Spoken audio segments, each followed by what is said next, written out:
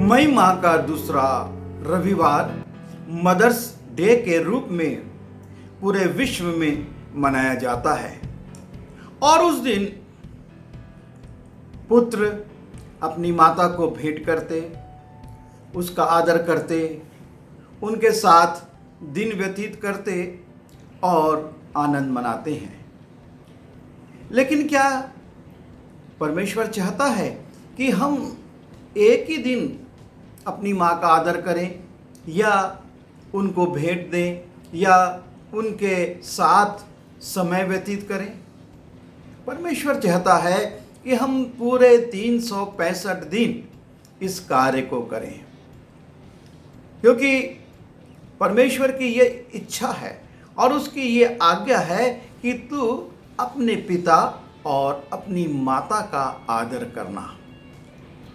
और जब हम इस आज्ञा का पालन करते हैं तो उसके साथ परमेश्वर ने एक प्रतिज्ञा भी दी हुई है कि जिस देश में तू रहता है उसमें बहुत दिन रहने पाए। अर्थात परमेश्वर हमको आशीषित करना चाहता है, लेकिन उस आशीष का स्रोत है वो आज्ञा कि तू अपने पिता और अपनी माँ का आदर करना। और इसलिए आवश्यक है कि हम यदि दीर्घायु चाहते हैं, एक अच्छा जीवन चाहते हैं, तो हम परमेश्वर की आज्ञा का पालन करें और उसकी इच्छा के अनुसार कार्य करें। बाइबल में ऐसे बहुत से बेटों का और बेटियों का उल्लेख है जिनका अपनी माँ से कोई संबंध रहा, और आज हम कुछ बेटों को देखेंगे जो कि अपनी माँ का आदर करते हैं या उनके लिए प्रबंध करते हैं या उनके प्रति अपने प्रेम को किसी भी रूप में प्रकट करते हैं। जब हम यूहन्ना रचित सुसमाचार उसके 19वें अध्याय के 26वें और 27वें पद में जाते हैं, वहाँ पर हम पाते हैं यीशु मसीह को, जिन्होंने कि अपनी माता के लिए उन परिस्थितियों में जब वो क्रूस पर थे, भारी पीड़ा वो सह रहे थे, पीठ पर कोड़ों के जख्म थे जो कि क्रूस की लकड़ी से टकरा टकरा कर पीड़ा को उत्पन्न कर रहे थे। सिर पर कांटों का मुकुट था, दोनों हाथ कीलों से ठुके हुए थे और पैरों में भी कील छिपी हुई थी। और इस पीड़ादायक परिस्थिति में भी जब वो नज़र उठाते हैं तो सामने मरियम को पाते हैं, और जब वो मरियम को देखते हैं जो कि उसकी संसारिक जननी थी, जिसने उसको इस संसार में जन्म दिया था कि वो परमेश्वर की योजना पूरी कर सके, उस परिस्थिति में भी प्रभु यीशु मसीह उससे कहते हैं, जब हम 25वें पद को पढ़ते हैं, लिखा है, परंतु यीशु के क्रूस के पास उसकी माता और उसकी माता की बहन मरियम, क्लोपास की पत्नी और मरियम मगदलीनी खड़ी थीं। यीशु ने अपनी माता और उस चेले को जिससे वो प्रेम रखता था पास खड़े देखकर अपनी माता से कहा, हे नारी, देख ये तेरा पुत्र है। तब उस चेले से कहा, ये तेरी माता है।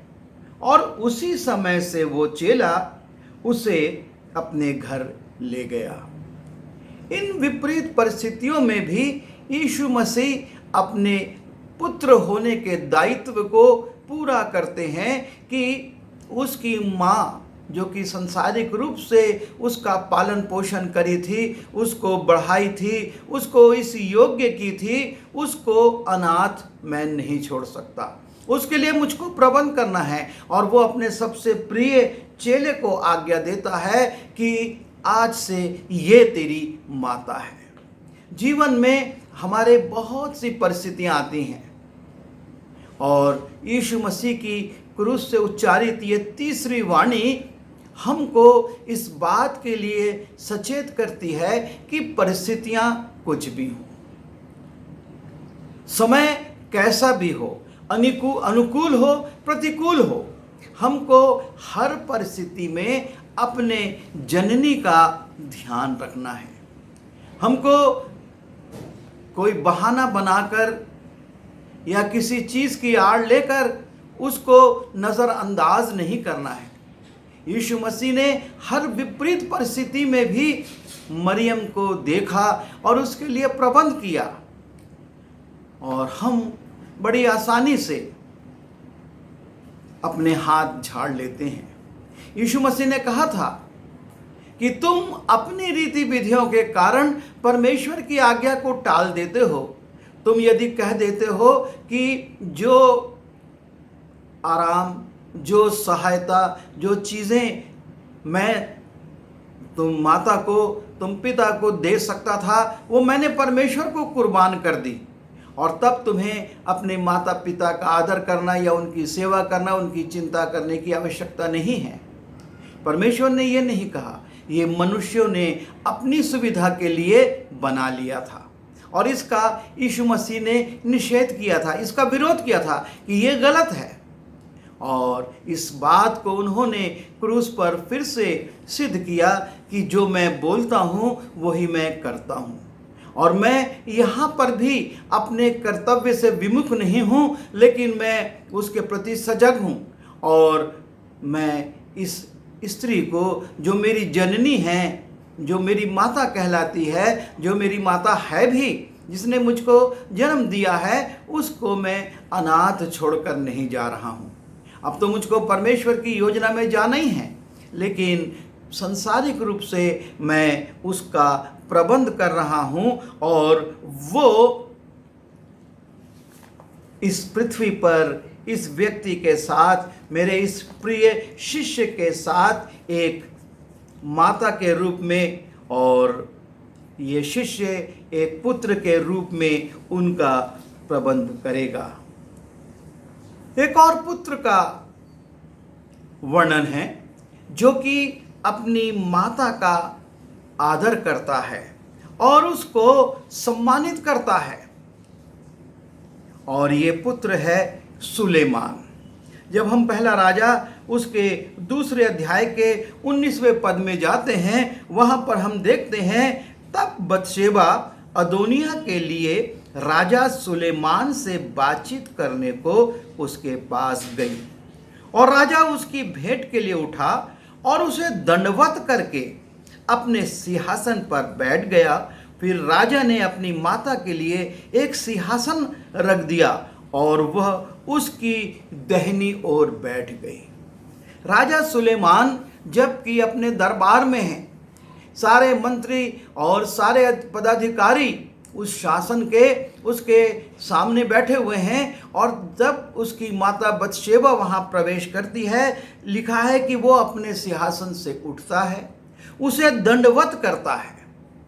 अपनी माँ का वो इस रीति से सम्मान करता है सबके सामने, और उसके बाद उसके लिए एक सिंहासन अपने दाहिनी ओर लगवाता है कि उसकी माँ जब भी दरबार में आए, जब भी उसके पास आए, उस सिंहासन पर बैठकर उससे बातचीत कर सके।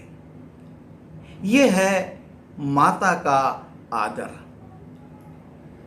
हम संसार में रहते हुए बहुत बार देखते हैं कि जब पुत्र बड़े बड़े अधिकारी बन जाते हैं, ऊंची शिक्षा लेकर ऊंचे पदों पर चले जाते हैं, और उनके माता पिता ग्रामीण क्षेत्र के हैं या छोटे पदों पर हैं, उनको साथ में रखने में शर्म आती है। वो उनको साथ में रखना नहीं चाहते हैं। वो कहते हैं कि आपके स्टेटस में, आपके रहन सहन में और हमारे रहन सहन में बहुत अंतर है, और आप इसको मैनेज नहीं कर पाओगे। कितने पुत्र अपने पिता या अपनी माता को अपने कार्य क्षेत्र में ले जाना नहीं चाहते हैं, अपने लोगों से मिलाना नहीं चाहते हैं, सिर्फ इसलिए कि उनकी शिक्षा दीक्षा बहुत कम है, उनका रहन सहन बड़ा साधारण है, और वो जिस रीति से बातचीत करते हैं उसमें आधुनिक सभ्यता नहीं, लेकिन एक ग्रामीण प्रेम है। और उस रीति से वो लोगों से आचरण व्यवहार करते हैं। और वर्तमान सभ्यता के अनुसार, वर्तमान शिक्षा के अनुसार और वर्तमान रहन सहन के अनुसार वो आउट ऑफ डेट हो गए हैं।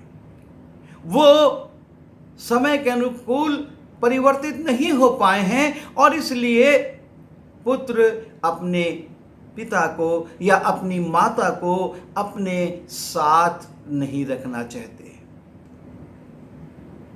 ये बड़ी दुखद परिस्थिति है। परमेश्वर ये नहीं चाहता कि हम जिन माता पिता ने अपने शौक, अपनी आवश्यकताओं को रोककर हमको ऊंची शिक्षा दिलाई और जिनके परिश्रम से, जिनके त्याग से हम ऊंचे पदों पर पहुँचे, उन पदों पर जाकर हम उन बुजुर्गों की, उन त्याग करने वालों की उपेक्षा करें। और राजा सुलेमान ने यही नमूना दिया। और बाइबल में इस घटना का उल्लेख इसी निमित्त है कि हम भी अपने जीवन में इस बात को विचार करें और इसका पालन करें। वो राजा होकर, दंडवत होकर अपनी माँ को प्रणाम करता है, उसके लिए सिंहासन लगवाता है। वो ये नहीं सोचता कि मेरे दरबारी क्या कहेंगे। ये तो बतशेबा यहाँ पर उनके अनुकूल नहीं है, पर नहीं, वो उसकी माँ है और इसलिए वो आदर के योग्य है और वो आदर देता है। जब हम उत्पत्ति उसके 30वें अध्याय में जाते हैं और उसके 14वें पद को देखते हैं, वहाँ पर हम एक और पुत्र का उल्लेख पाते हैं जो कि अपनी माता के लिए फल लेकर आता है।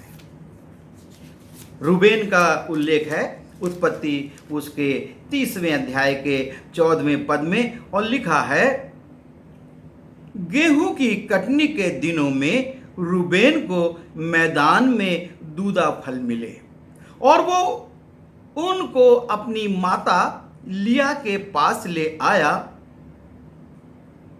जब गेहूं की कटनी का समय था, वो गेहूं कटवा रहा था, वो देखता है जंगल में कि दूधा फल हैं और तब वो उन फलों को तोड़ता है। शायद उसको स्मरण था, उसको मालूम था कि उसकी माँ इस फल को पसंद करती है और वो उन फलों को तोड़कर अपनी माँ के पास लाता है। लिखा है, उन दिनों में रूबेन को मैदान में दूधा फल मिले और वो उनको अपनी माता लिया के पास ले गया।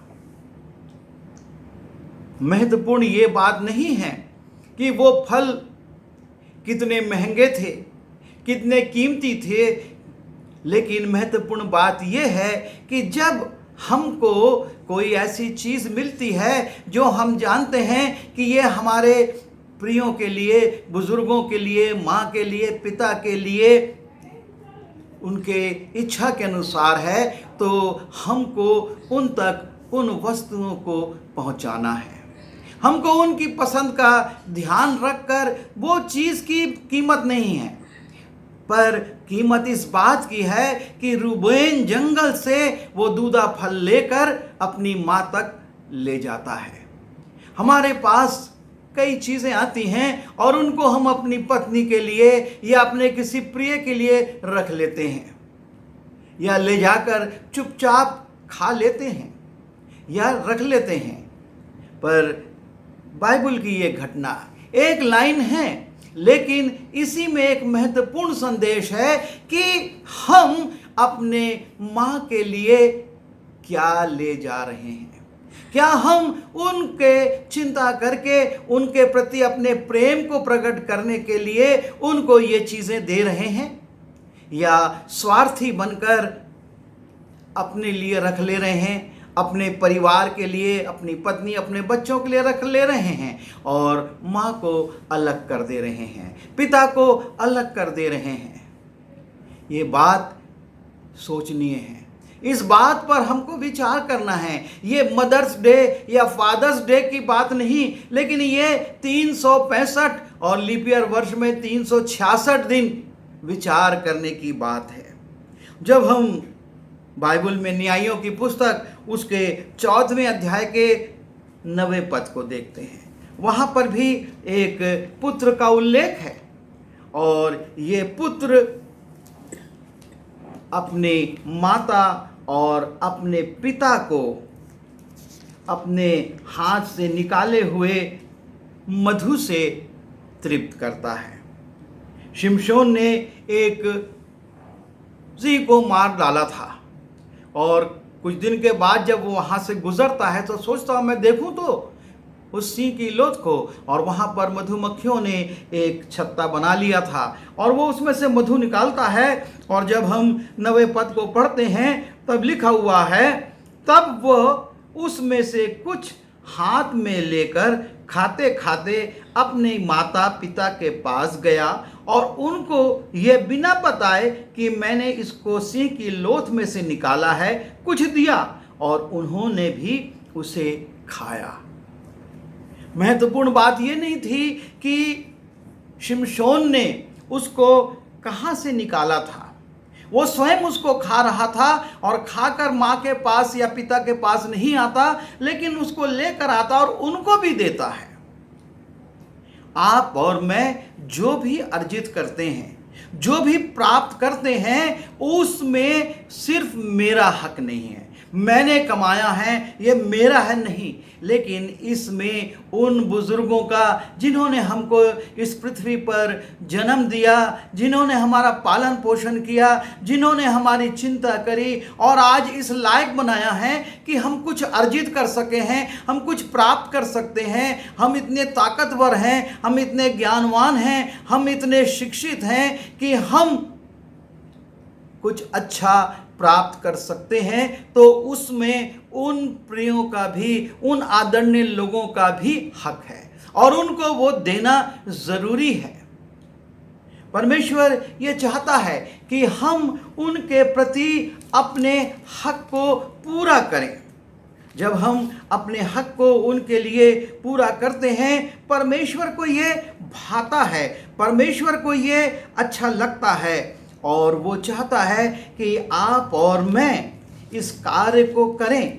शिमशोन ने वो मधु निकाला, खाया थोड़ा और फिर लाकर अपने पिता और अपनी माता को भी दिया।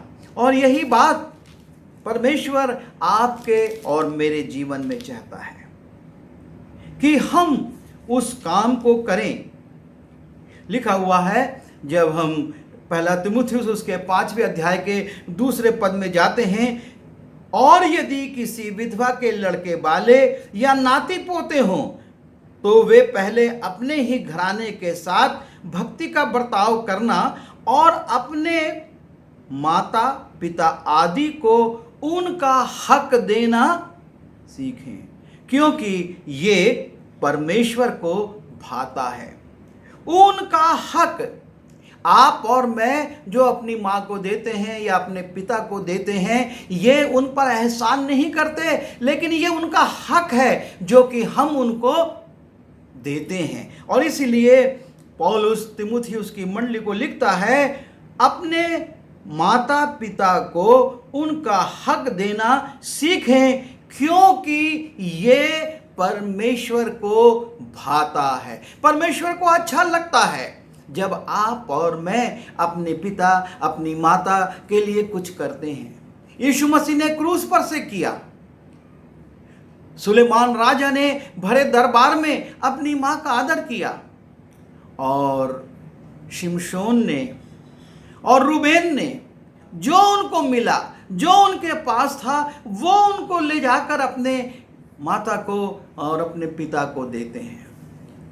जब हम मदर्स डे मनाते हैं या जून माह के 3 सप्ताह में फादर्स डे मनाते हैं, हम विचार करें कि सिर्फ एक दिन के लिए नहीं, लेकिन वर्ष भर हमको इनकी चिंता करना है, इनके लिए प्रबंध करना है, अपना प्रेम इनके प्रति, अपना आदर इनके प्रति, अपना लगाव इनके प्रति प्रकट करना है, और इसका प्रतिफल हमको परमेश्वर देगा। उसने 5वीं आज्ञा में यही कहा कि जिस देश में तू है उसमें बहुत दिन रहने पाए, जब तू अपने पिता और अपनी माता का आदर करेगा। और यहाँ पर भी तीमुथियुस में पौलुस कहता है ये परमेश्वर को भाता है, और जो चीज़ परमेश्वर को भाती है वो हमारे लिए आशीष का कारण हो जाती है, क्योंकि उसको अच्छा लगा परमेश्वर को, और वो प्रसन्न होकर हमको आशीष देता है। हमारे रोजी रोजगार पर, हमारे कार्य पर, हमारी आय पर, हमारी नौकरी पर, सब पर परमेश्वर आशीष देगा यदि हम अपने पिता अपनी माता का हक उनको देंगे। आइए प्रार्थना करें। प्रभु जी, हम धन्यवाद देते हैं कि आप हमारे जीवन के किसी पक्ष को नहीं छोड़ते, लेकिन चाहते हैं कि हर जीवन के पक्ष को हम आपकी इच्छा में व्यतीत करें। और इसलिए प्रभु, आज आपने ये प्रकट किया है कि हम अपनी माता का और अपने पिता का आदर करें। आप सहायता करिए कि ये सिर्फ दिखावा ना हो, लेकिन हृदय की गहराई से हो, क्योंकि आप मनों को जांचने वाले परमेश्वर हैं। और जब हम ये करेंगे तो आप निश्चित रूप से आशीष देंगे और हमको आगे बढ़ाएंगे। बिनती यीशु मसीह के नाम से मांगता हूँ, आमीन।